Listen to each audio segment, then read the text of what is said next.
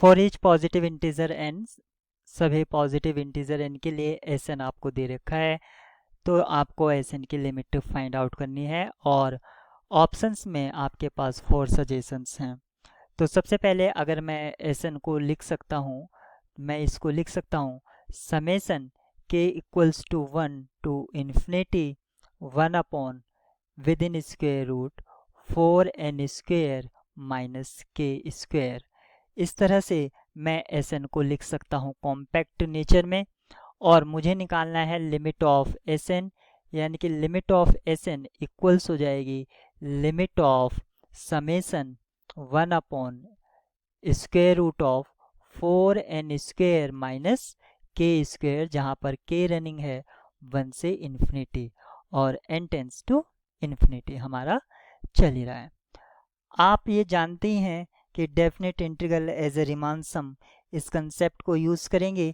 अगर इस कंसेप्ट को हम यूज़ करते हैं तो हम किस तरह से यूज़ करते हैं, limit n tends to infinity summation के equals to 1 to infinity 1 upon n f of k upon n, इसको हम यूज़ करते हैं 0 to 1 F X D x.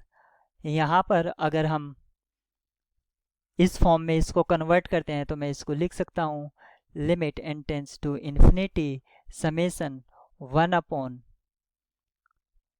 n into square root of 1 4 minus k square upon n square. इस तरह से हमने इसको कॉम्पैक्ट नेचर में लिखा।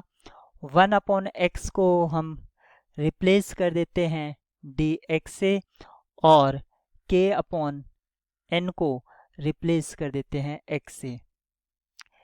इसको मैं लिख सकता हूँ 0 से 1, और ये हमारा हो जाएगा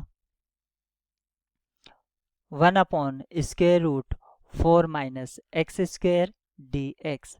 अब हम इस डेफिनेट इंटीग्रल की वैल्यू को फाइंड आउट करेंगे। आपको ये फॉर्मूला पता ही होगा, square root of a square minus x square, इसका वैल्यू होता है साइन इनवर्स एक्स अपॉन ए।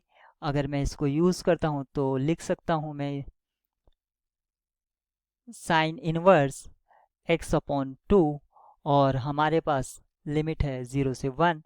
जैसे ही मैं लिमिट यूज़ करूँगा तो अपर लिमिट और lower limit, sine inverse 1/2 minus sine inverse 0, इसका वैल्यू तो 0 हो जाता है।